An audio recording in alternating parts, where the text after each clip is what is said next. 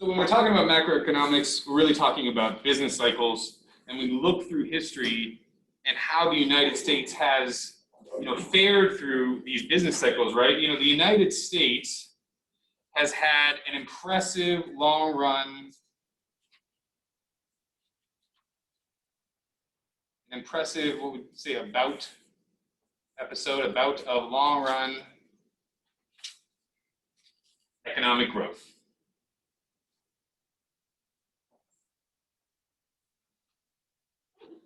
Now, of course, this has been interrupted by periods of instability.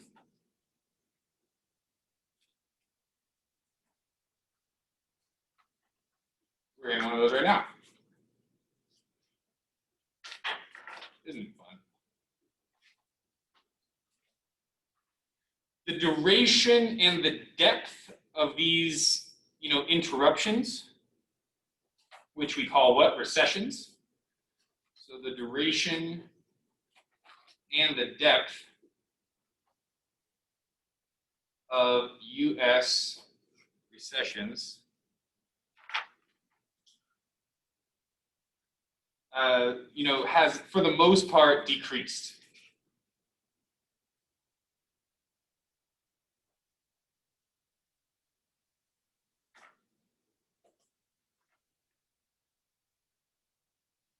So why is this, right? Well, essentially, there was the Great Depression, right, where we had, a very small kind of federal government. We had a bank of the United States at that point, luckily. But essentially, the federal government came in and, through jobs programs and through priming the pump and so on and so forth, right? They kind of, unfurled this new mechanism that they can use called fiscal policy, right? Where they go in and they just increase spending. Now, we've always known that, like war spending and things like that has positive externalities and is a way to get out of recessions and stuff, as long as you win, right? As long as you don't lose and then have to pay concessions and things like that, right? So, the reason why the depth and duration of these have decreased is because we've understood the business cycles more and more, and the federal government has played more of an active role in the free market, so to speak, right? Making it not as free. And then we also have a greater intervention with the other kind of agency that helps with the macroeconomic stability, right? Which is the Federal Reserve. But if we look at, what are the four phases of a business cycle, right? If we're trying to, back up and say, well, what are the four phases of one of these cycles? And so, we talk about a peak.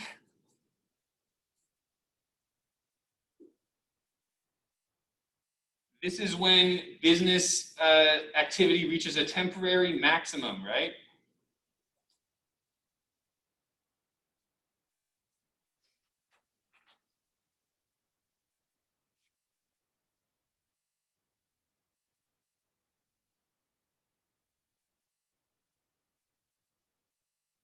We've got a recession. What's a recession? A recession is a decline in my total output.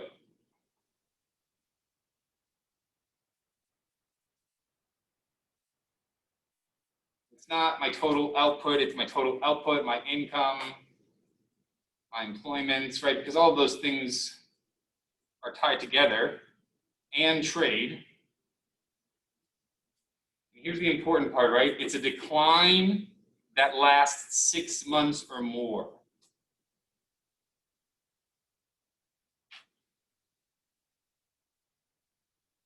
Greater than or equal to 6 months, right? Otherwise, it's not a recession.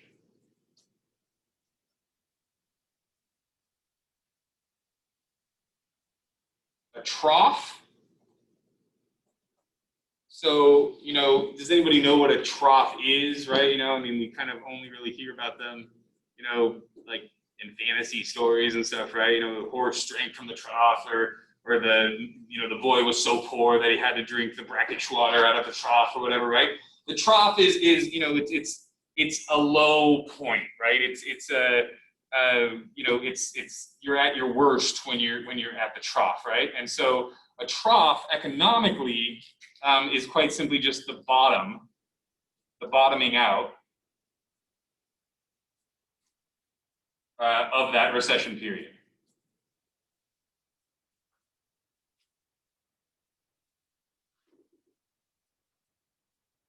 And then lastly, we have something called economic recovery. And this is when the output and employment are expanding towards what we call full employment.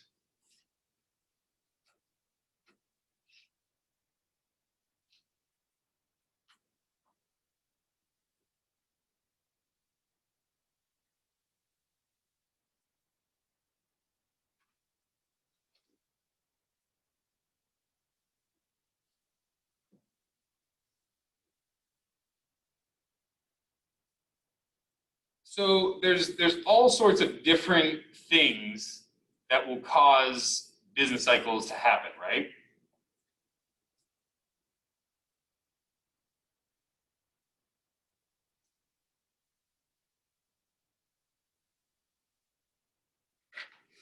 Several.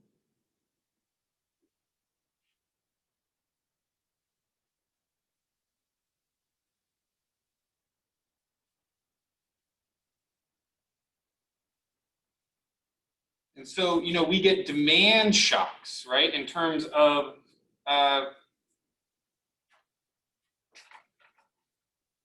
of a sudden, people are going to be spending way too much, or maybe all of a sudden, usually what happens, all of a sudden people don't spend at all, right? People go ahead and they hoard their money, right? So demand shocks, what do? They affect the demand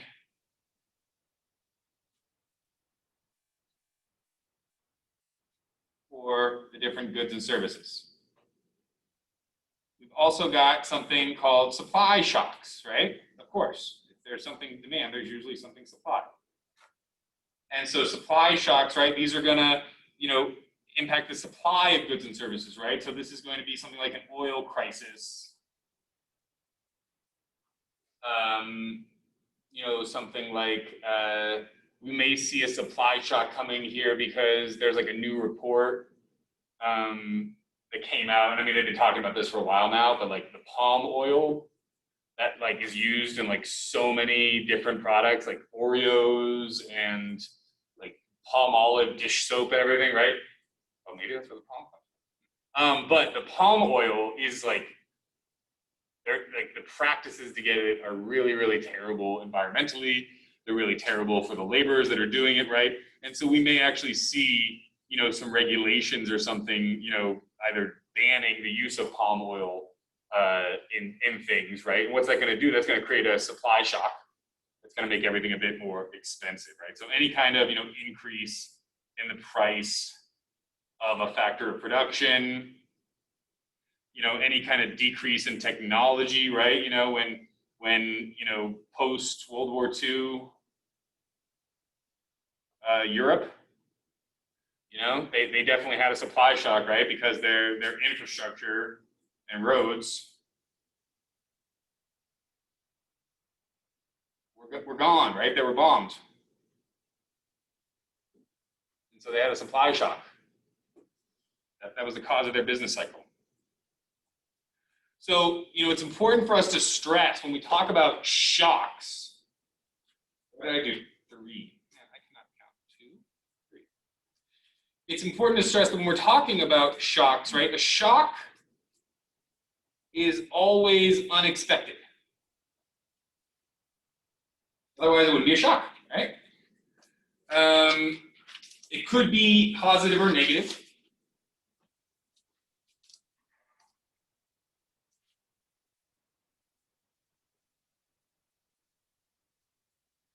And, it may require government intervention in the short run.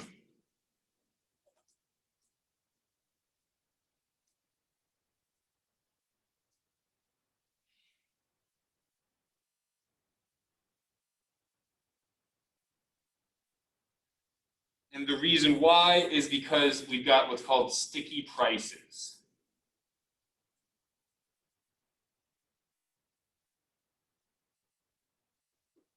Right? It costs, things don't change instantaneously, right? So, the price of something is not always going to reflect necessarily, the value that the laborer provided, right? The value of the marginal product of labor. So, part of this is like, think about menu costs, right? It costs more money to print new menus, right? And so that's why, oftentimes the prices will stay, somewhat the same at most restaurants, right? Because it literally costs them more money to print more menus. Also, if you increase the price, then just less people are going to go there, right? Which may be the adjustment that we need, but without those prices adjusting, right? We think of economics as what? The allocation of scarce resources according to unlimited needs and wants, right? And how's that done? It's done through prices. Well, what if those prices are sticky? What if those prices aren't adjusting as well as they should be? Well, then the government comes in and, again, primes that pump, helps us out a little bit. Lastly, irregular innovation. Innovation is not this smooth process, right? It's a weird step thing, right? In terms of, we're right here, right? But then, when electric cars come, then we're right at this plateau, right? But then when electric comes, we get to jump up to this plateau. And then when, flying cars come, or when unlimited energy or whatever, right? When everybody has a fission reactor in their backyard to create all the energy that they want, then that's going to be another plateau, right? So irregular innovation, productivity changes, which, is caused from innovation, right? And the way that individuals use that innovation. Monetary factors. Essentially, how expensive is it to borrow money? Because if it's really expensive to borrow money, well, number one, that project that I wanted to do is going to cost more money, right? Because, I probably was going to have to borrow some money in order to do it, right? Number two, it's going to, that project might not happen because now that there's a greater interest rate for money, that's a greater opportunity cost. That's something that I could be doing instead with my money, right? And so projects are less likely to be taken on. This innovation is less likely to be, roll the dice on it, right? When the monetary factors aren't right. We also got, political events, right?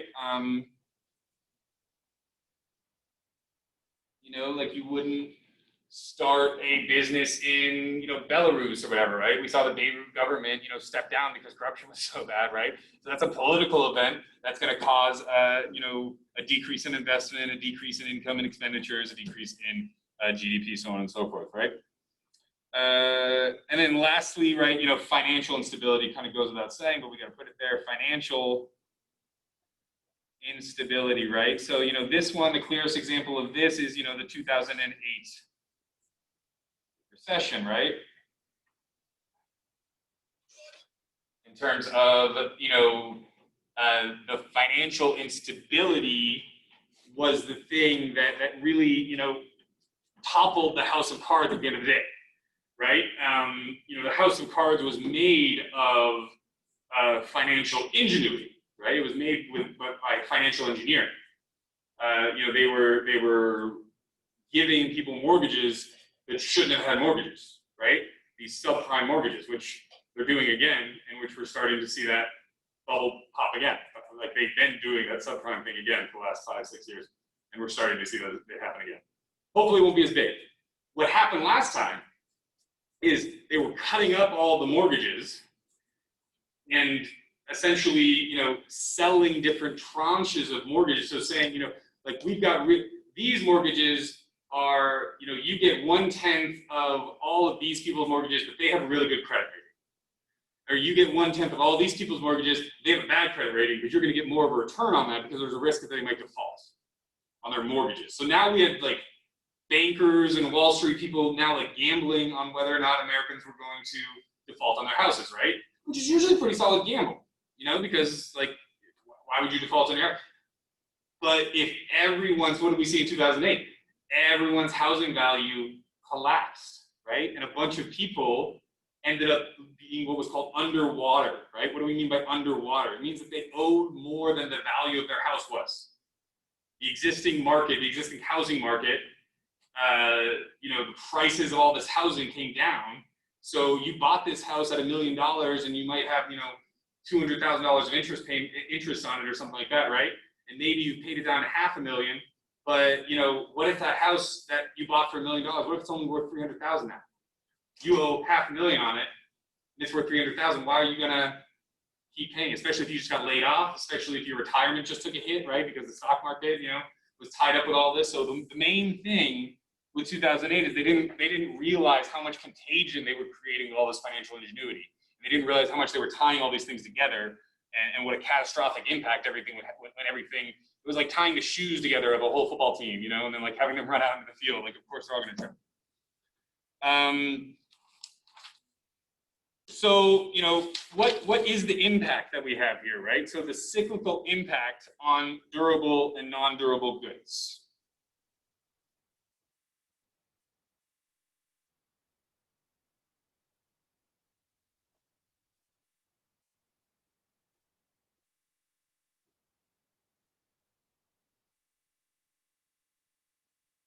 So those are those words again, durable and non-durable goods, right? What do we mean when we're talking about those words? We're talking about things that last probably 3 years or more, 3 years or less.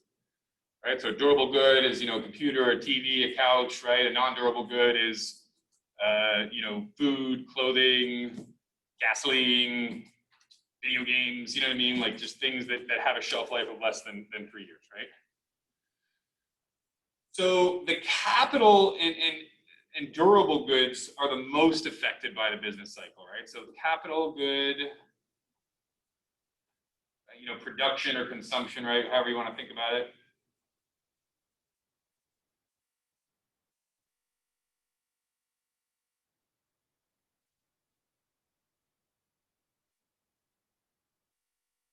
Those are the hardest hit.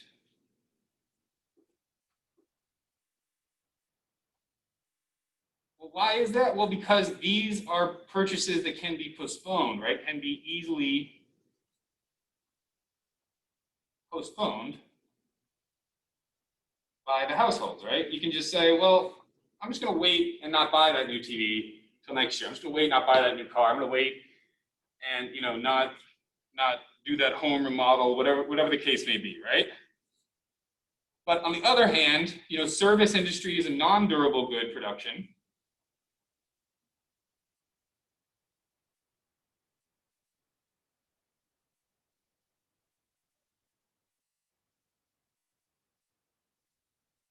those are generally, and we've definitely seen the service industries get slammed because of the COVID thing, right? Because it's a special case. But generally, they're pretty recession-proof, right? They're pretty insulated from economic fluctuations.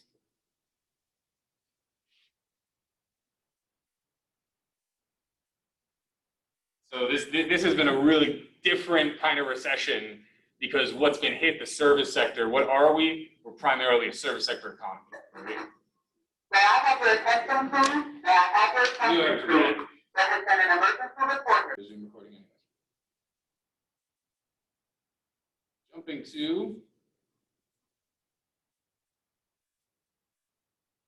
unemployment, maybe? Yeah, there we go. So jumping to unemployment, right? We split the population into 3 quadrants, essentially.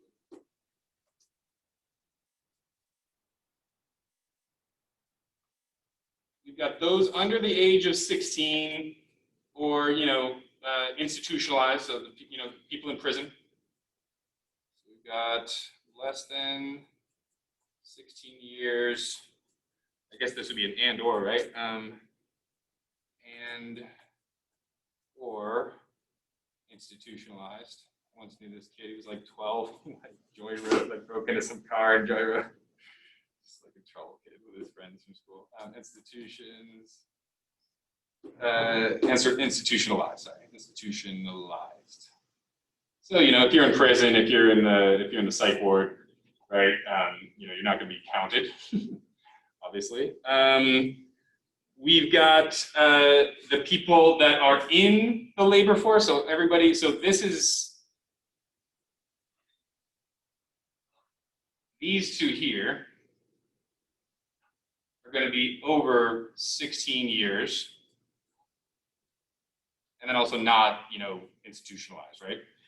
And so this is going to be split into the labor force, which sounds like a really terrible comic book, labor force, and not in the labor force.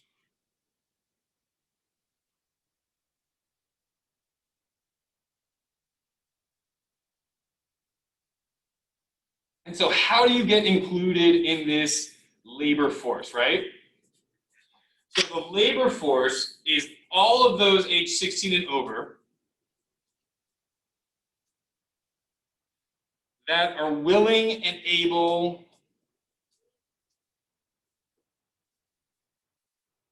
and here's the tricky part, willing and able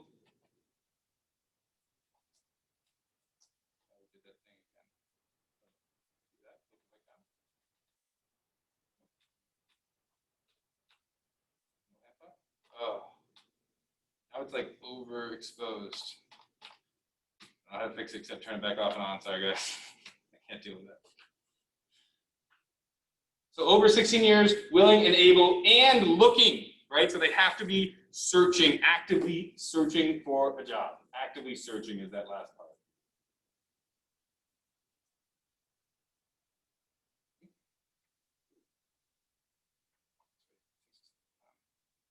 Willing and able and actively, we'll talk about what actively means in a second, searching. So actively means that I demonstrated a job search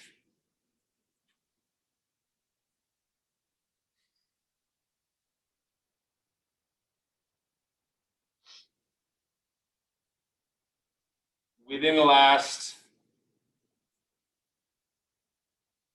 4 weeks. So you had to be looking for a job within the last month, right? Now, there are some issues with this, right? It used to be way more difficult to show that you did a job search, right? You used to actually have to like go to places and pick up applications and, you'd have to say, well, I interviewed at this place, and then somebody would call that place and check, right? Now, I know some people that were on unemployment before the COVID happened, right? And it's just like, it's really easy to scam. You could just be like, oh, I put some applications in on Indeed or on LinkedIn.com or whatever, right? The standard of proof for demonstrating a job search, in my honest opinion, is too low for being on unemployment. It should be higher. It's a great thing to have. Like when you need it, it's crucial. It's not everything, right? I think it's only 60 or 70% of your normal income, but it's going to cover what? It's going to cover those durables, those things that you can't choose not to eat food. You can't choose not to get gasoline if you want to get to work and back, right? There are some things that we call involuntary consumer spending, right? That just like we have to do it in order to keep living. There's discretionary spending, and then there's the kind of involuntary stuff, right? So it's really important for us to remember here. So why are they doing this? Why are they splitting them into these three groups and everything, right? Well, when we talk about the unemployment rates, so when we define the unemployment rates,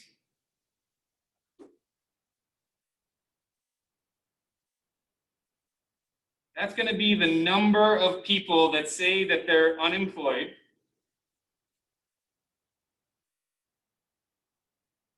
divided by the labor force. Oh, actually, I didn't define the labor force all the way. The labor force is everyone willing and able and actively searching for a job and everybody that's working, right? So it's also everyone with a job. So you're not in the labor force if you stay home and take care of the kids and you're not looking for a job, right? You're not in the labor force if you're retired. You're not in the labor force if you're a baby. You're not in the labor force if you're in jail.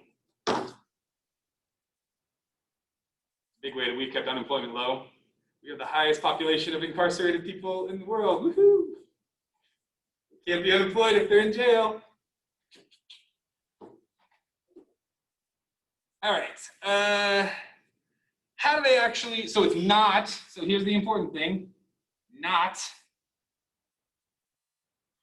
the total pop, not out of total population. If it was out of the total population, it'd be a lot higher. Population, not populations. What we do find, and what I will show you though, is that there are different unemployment rates that kind of include, that kind of give us a better picture of what's going on, rather than just looking at the labor force. It'll take a look at all the unemployed and the people that are maybe disgruntled workers, or the people that are involuntarily part-time, right? So you may have 2 part-time jobs, you may want a full-time job, but you're technically in the labor force because you got 2 part-time jobs and you're not a full-time student. So you wouldn't be counted as unemployed in the regular measure. But then they have alternate measures, with 8 different measures. This is just one of the ones in the middle. We'll go to it at some point in the class. We'll go to the Bureau of Labor Statistics website, take a look at it. But it's just really important for us to note that when we're told that unemployment rate, right, when we're given that update, today's job's Friday, so we should have had a new unemployment rate today, right? I told you guys what the unemployment rate number was, but I don't know what the rate is offhand, just because they've been reporting the aggregate number more than the rate. Because we also remember, like, oh crap, it was 1 million 2 months ago, so the fact that it's like 870,000, that's better than 1 million. Could be worse, right? How do they do it though? How do they do it? How do they actually collect this unemployment, right? Great question, great question. How? Well, they do, so unemployment data is collected through a random survey of 60,000 households nationwide. So it's a random nationwide survey. And so kind of through the magic of statistics, 60K is large enough to, make some pretty good assumptions about what's happening with the, 120 million people in the labor force. Or 190 million people in the population. Is that how many we have? Something like that. So it's a random survey. They use home or phone visits. So I've never been surveyed. I've never known anybody that's been surveyed, but it's also really like, what are the chances? 60,000 out of, 200 million or whatever, right? And at the end of the day, they're not just counting how many people are unemployed, they're also asking questions about, are you a student? Well, why are you unemployed? So on and so forth, right? And so we get some different types of unemployment that, as economists, we tend to talk about, right? So what are the 3 types of unemployment?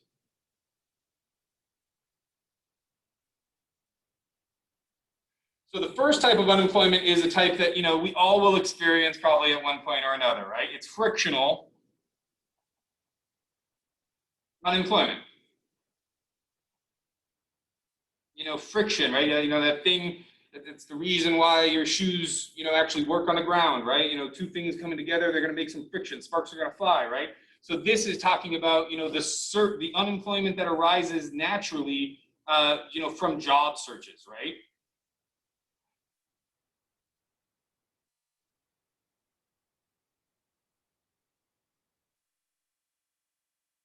Job searches, or, even from, you used to hear about this thing, right? People were fun employed,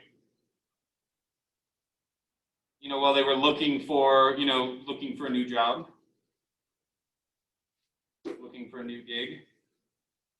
That's how you knew that they were not like unemployed and, you know what I mean? Like, and actively searching, they'd say, I'm unemployed.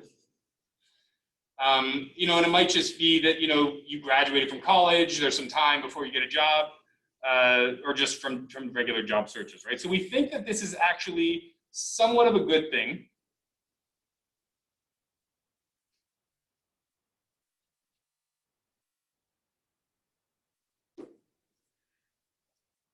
You know, it indicates there's mobility.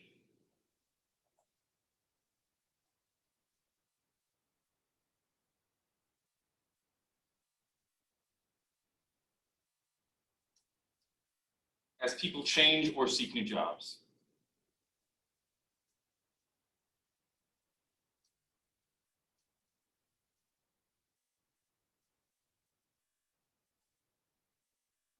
Also, you know, as the capitalist, this is really great to have because you can always say, you know, well, you know, there's someone waiting to take your job. So you better, you know, shut up and work harder. And, you know, way back in the day, Marx, you know, that guy that we've all been brainwashed to hate and think he's evil, he called this the reserve army of labor.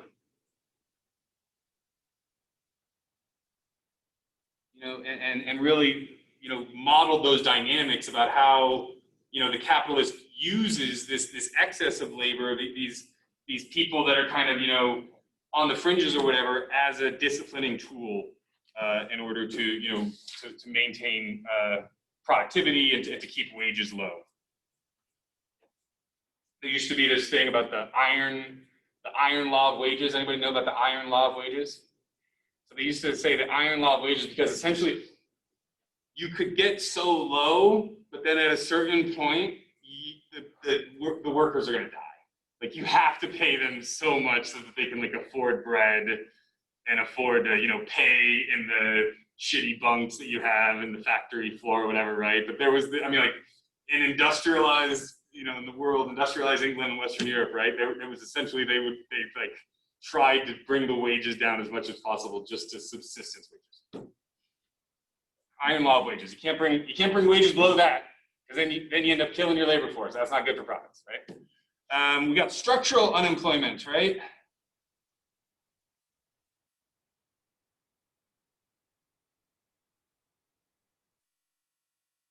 So structure, what do we think about when we think about structure, right? We think about jungle gyms and things like that, you know, we think about, you know, buildings and everything, right? So when we have structural unemployment, it's essentially the fact that, you know, certain skills or jobs are now obsolete.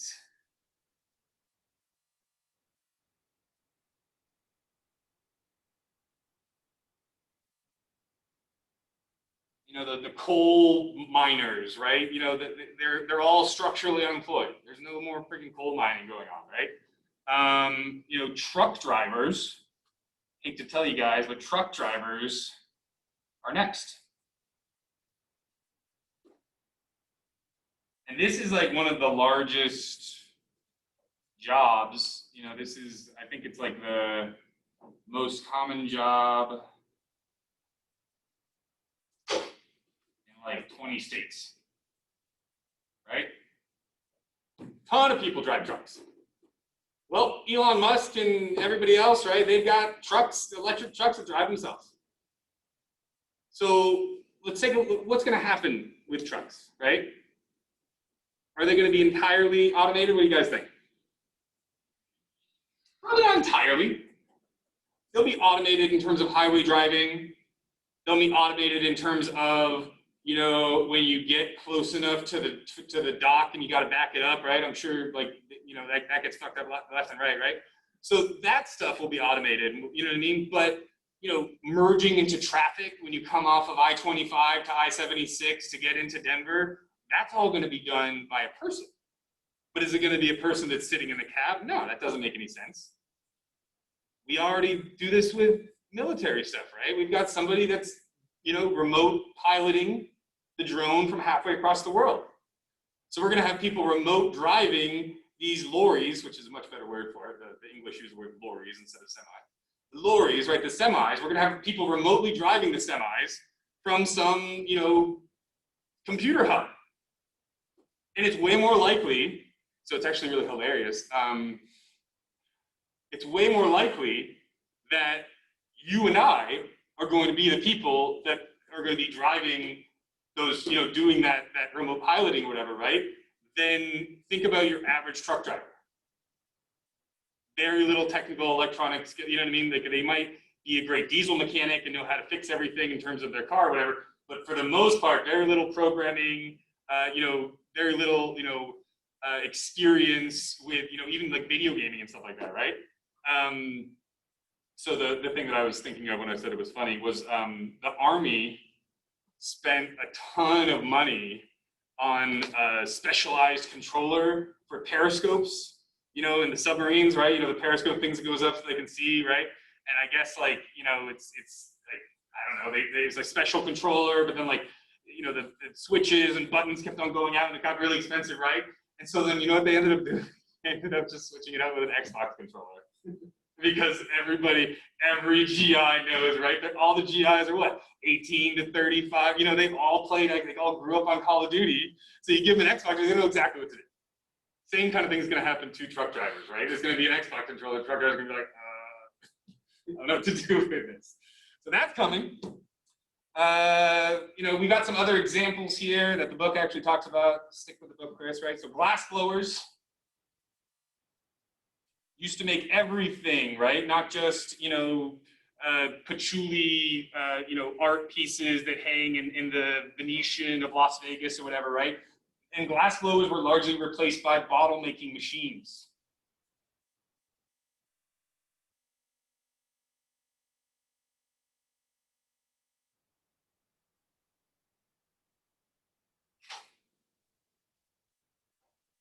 Call centers. Oh, I did the thing again. Julie, do the thing. Can't fix it, guys. It's just overexposed. You gotta deal with it. Call centers are now in India. No, I can't deal with it. Power off, power on. Meditation break. If I cover that up, I won't press it. Just cover that up with the whiteboard. Put that up there. So call centers, right, are all in India as communication happens. Much easier to manage a factory across the world or manage a group of people answering phones across the world now than it was 20 years ago. It was like impossible 20 years ago. As communication technology have improved.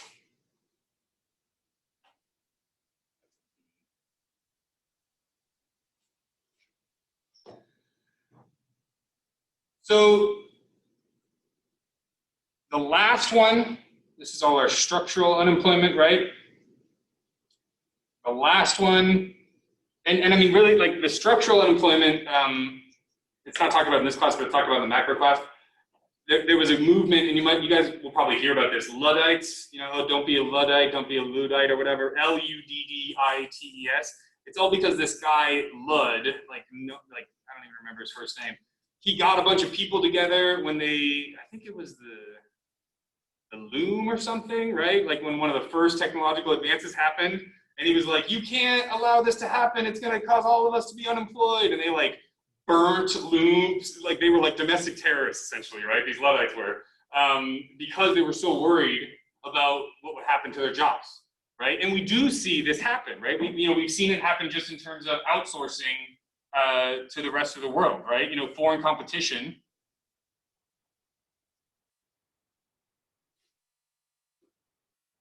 has led to downsizing and outsourcing.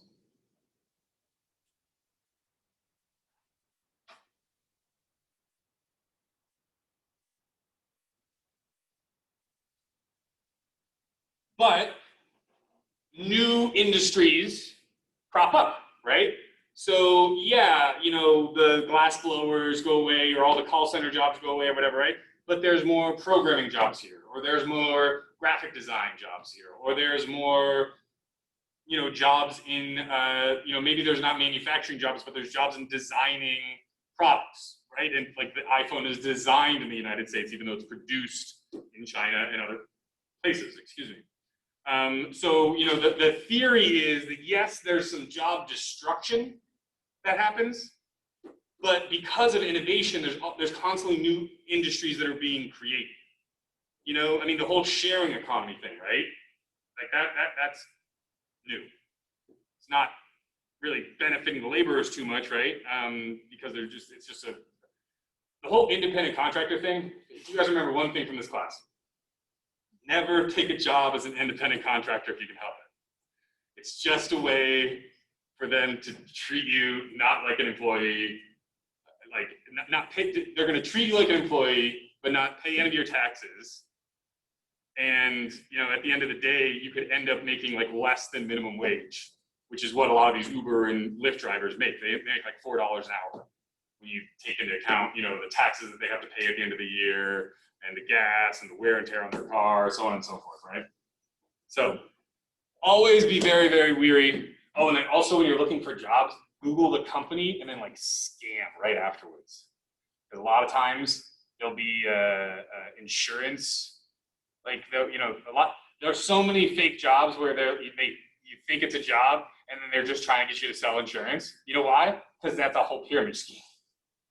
Because for every 1 or 2 people or 3 people that they piss off with that, a couple, you know, for every 100 people they piss off with that, a couple people, you know, actually sign up and start to sell insurance under them. And so if you hire someone to sell insurance under you, then all the insurance that person sells, you make.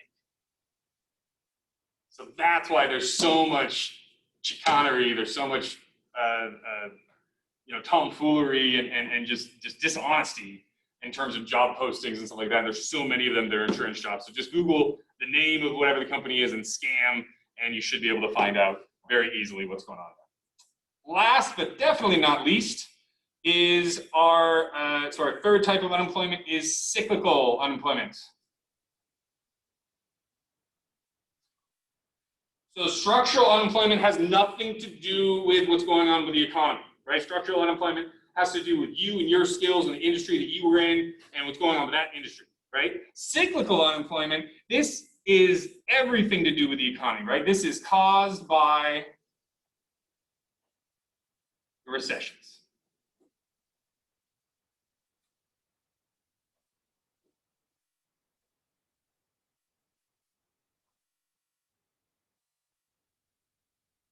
And so a really important point for us to keep in mind here, right? We talked about this earlier before, but we didn't really understand what we were saying when we talked about what is this full employment, right? Definition of full employment. So a lot of times when we think of something as full, we think that it's going to be 100%, right? It's just what makes sense. Full, 100%, full. No, not here, okay? This does not mean zero employment, okay?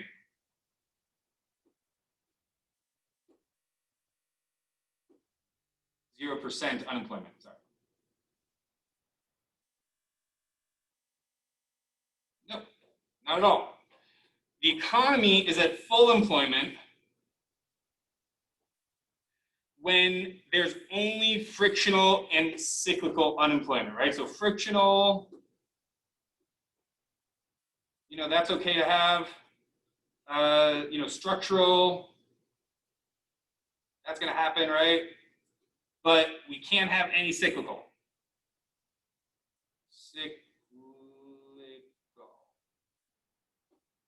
So this has to be 0 for there to be full employment. So we assume there's going to be some frictional and structural unemployment at any time, right? And usually we assume that these are going to add up to be about 5%. So when our unemployment rate is 4%, that means we're at full employment, essentially. So if, you know, so if they say, you know, the unemployment rate, you know, dropped to 4%, which I think it was in 2017, right? Then you know you would say that you know we're either at or near full employment.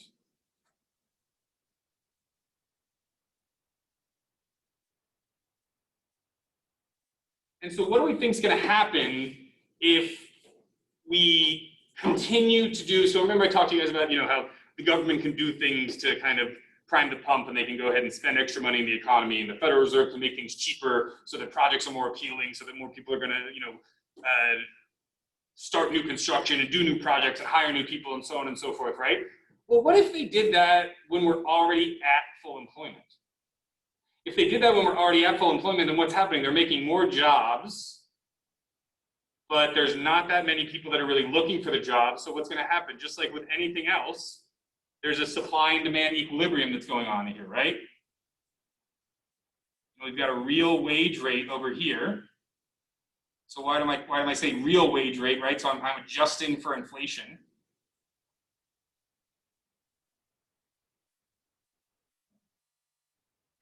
We've got a number of workers here.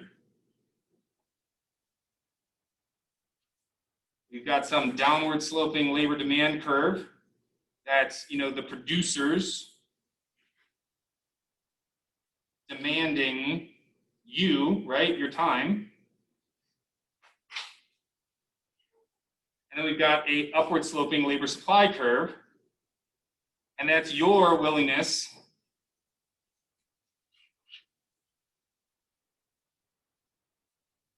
to work, right, at some wage rate.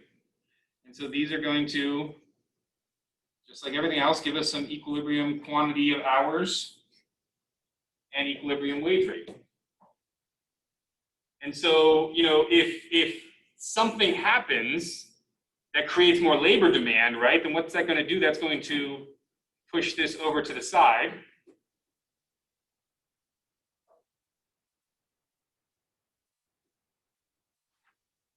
And we've got a new higher equilibrium wage rate as a result. We've also got more people that are now in the market, right? Because we've incentivized them with a higher wage rate. So, grandma might come back out of the labor force, your mom might get a second job, you might decide to work more hours, right, if the wage is higher. So, all else equal, when the book uses an example of, like, say you had a day plan to go to snowboarding or going camping or something like that, right? And your neighbor says, well, why don't you stay here and mow my lawn for $20? You'd be like, no, I'm not gonna do that shit for $20. What if he says $500?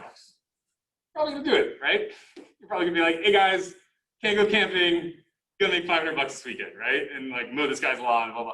So somewhere in there, between 20 and $500 is the price where you're like completely indifferent, right? Where you're like, I could go camping, or I could do this for this, mow the lawn and get the money. And that's what that labor supply curve is capturing.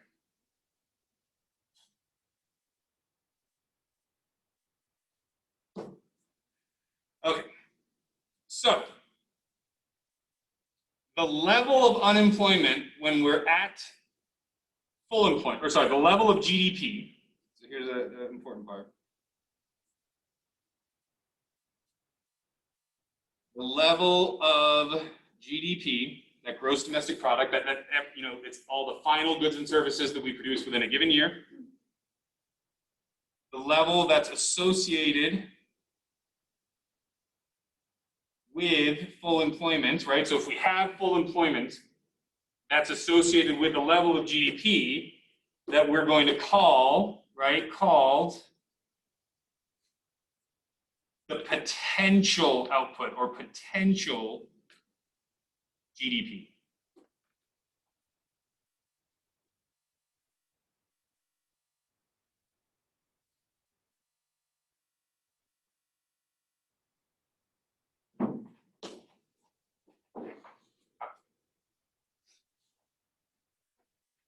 Picture today. I'm either too informal or too formal. That's my MO. All right. What? And there is an economic cost of this unemployment, right? So let's back it up to D, wherever that is.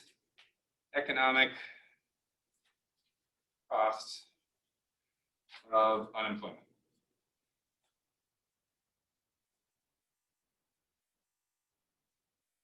So, we have this thing called a GDP gap, right? And what's the GDP gap? It's just the difference between my potential GDP when it's at full employment, right? Minus the GDP at what it actually is, the actual. Makes sense, right? Higher rates of unemployment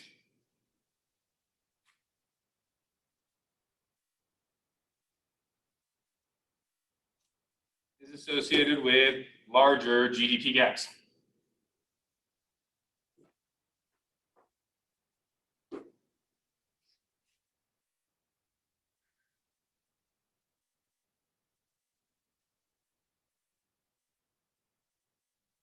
It's important for us to keep in mind, not only do high-skilled workers have higher wages than low-skilled workers, right? So there's actually a few trends that we've seen in wages over the last 100 years. First trend is over the last 100 years, wages have generally increased for the United States. Second trend, since the 1970s, wages have stagnated. There's a variety of reasons for that. Part of it is there was a glut of supply of labor. There was an outsourcing that happened during that period.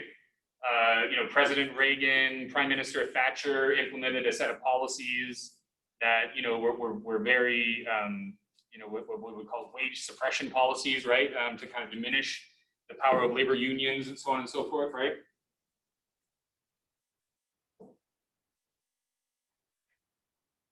So, we have an economic cost of unemployment. Okay, so that's the second trend. What's the third trend? The high skilled workers, their income has grown while the low skilled workers' income has decreased over time, right? So high skilled worker income has increased, low skilled worker has decreased. And additionally, low skilled workers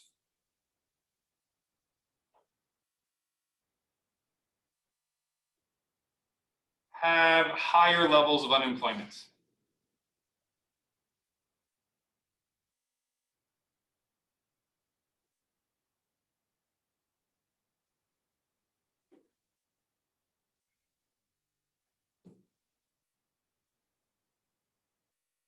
And so, the hardest hits, right? The hardest hit, teenagers, especially African American.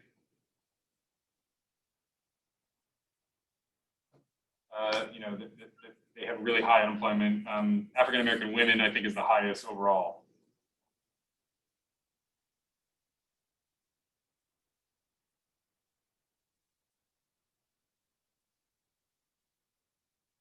Highest unemployment of any racial group.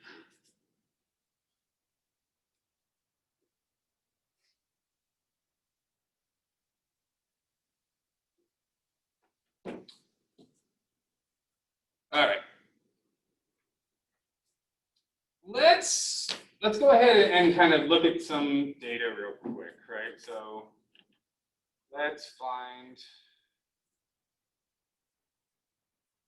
some information about this stuff. So we just go BLS, so we can go unemployment rates. So again, these periods where it's the shade, those are the recessions that we talked about before. I want to see the table. I want to see that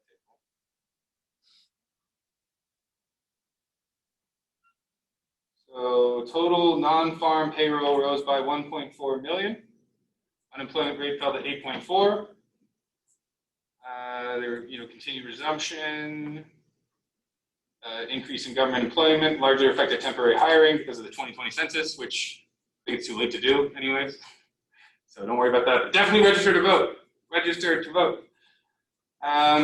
So the household data, right? So they surveyed these households, and they said the unemployment rate declined by 1.8 percentage points. Unemployed persons fell to 13.6 million. Both measures declined. Among workers groups, the unemployment rates declined for white men, adult women, teenagers, whites, and then blacks and Hispanics. They didn't do them numerically here. So for teenagers, it declined the most. They're the hardest hit, so they were the ones hired back. Also, they're probably the least scared of getting hired these days, right? Temporary layoffs increased, yada, yada, yada. So this isn't that exciting. Let's look at the different types of unemployment. U2, U8. Come on, Google. Give me what I want. Yeah, that's what I want. Okay. So this is really interesting, right? Because we're given this official unemployment rate.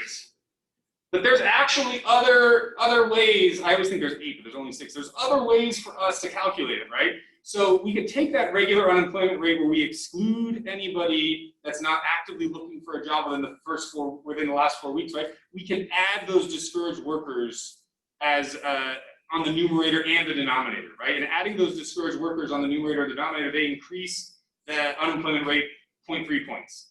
What if we added discouraged workers and then people marginally attached to the labor force, right? So marginally attached, the discouraged ones are just a small part of the marginally attached. They're a subset, right? That means there's, all of the discouraged workers are marginally attached, but not all of the marginally attached people are discouraged workers. So discouraged workers have given up because, for job-related reasons. Marginally attached, they neither looking nor, but they wouldn't pass up a job.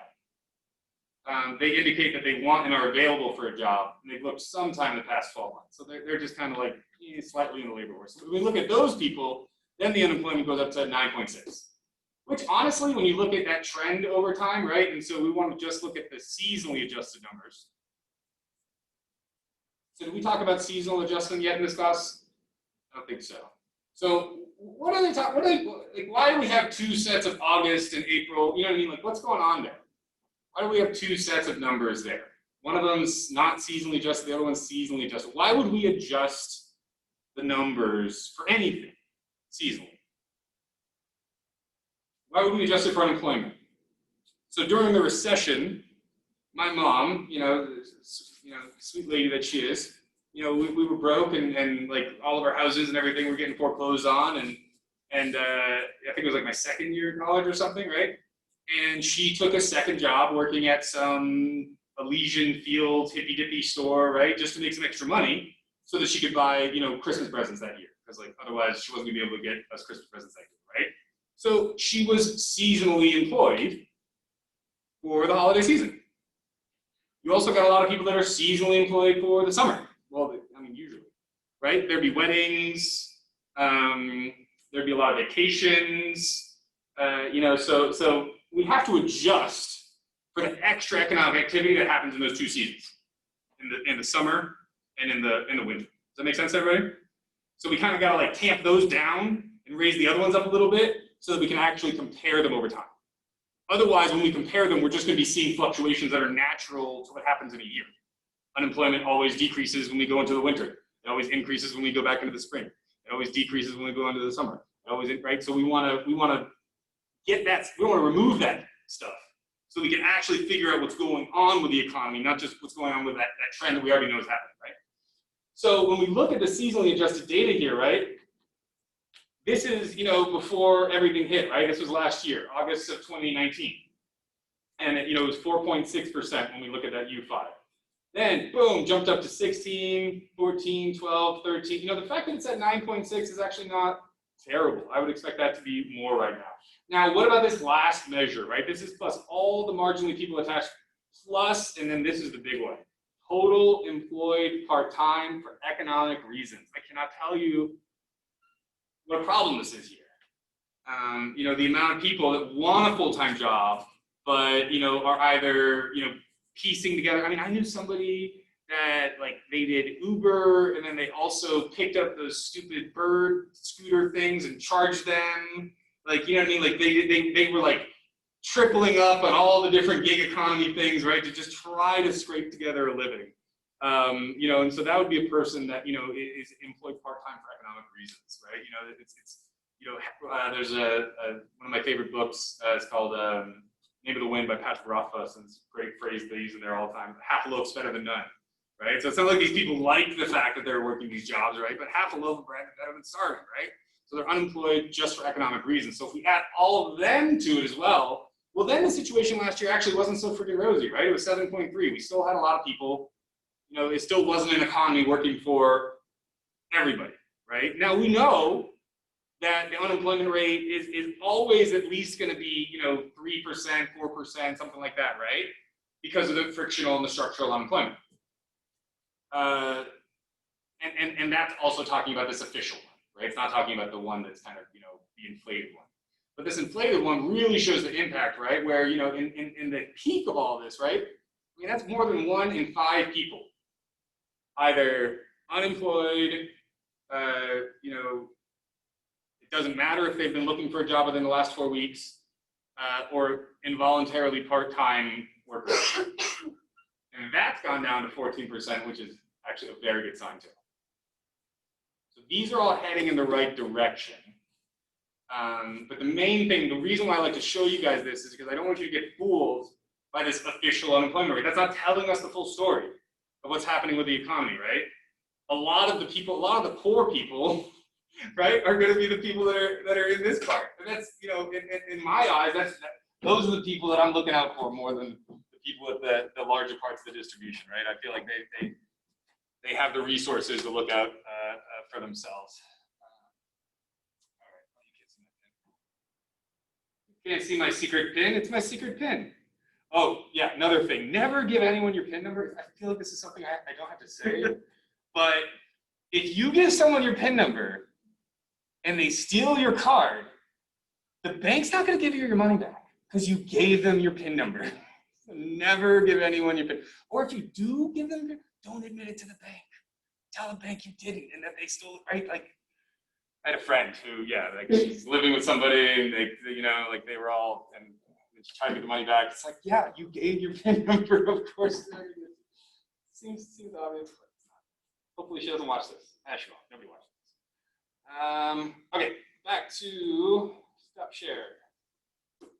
Stop share. Back to our stuff. Okay. We got 5 minutes. All right, we can start inflation and we'll finish it up on Tuesday. So inflation, so I actually got this question from a fellow professor here, Dean Tucker. You know, he was like, why is there always positive inflation, right? Why do we always expect prices to increase? Why isn't it that just prices should stay the same, right? So we're going to talk about that now. We'll start talking about that and we'll finish it up next week, right? So inflation, the definition of this, it's a rising general level of prices.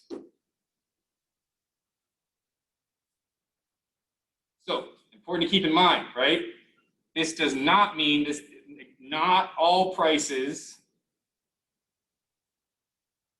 rise at the same rate.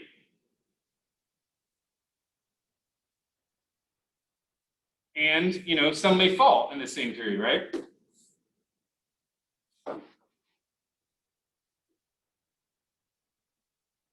If I had more time in terms of class prep and stuff, right, I'd have the meme here with Dwight.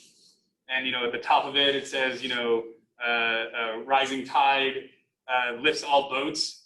And then Dwight says, not sunken ships. So, you know, the inflation, it's a rising tide. There might be some sunken ships, right? How do we figure out what inflation is? Well, we use something called the Consumer Price Index.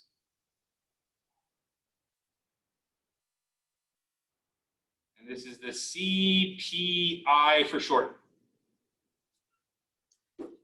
And so what do? Well, they essentially, they ask people, they do surveys, government loves to do their surveys, to find out the average, what we would call, and this is kind of a weird term, right? Basket, let's not put those two letters together. Basket of goods and services, right? So, you know, it's you know, $500 for rent, $100 for, you know, utilities, And then it breaks it down in terms of, you might buy, 4 gallons of milk at, $4 a piece or something like that, right? You might normally get, 2 loaves of bread. It's the typical amount, the typical stuff that people buy in any given month. And so they take a look at this and they just look at the new minus old over old, and then they times it by 100 to get a percentage change.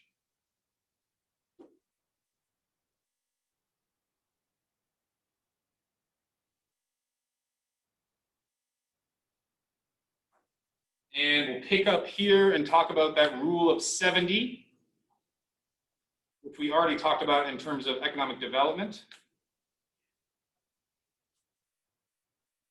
We'll pick up here in class on Tuesday and figure out how that deals with prices and inflation, right? Same kind of thing. We just take the interest rate, we divide 70 divided by it, that tells us how long it's going to take prices to go. All right, have a great weekend. We're almost there. Last week of classes, power through. You guys got this. Let me know if you have any questions.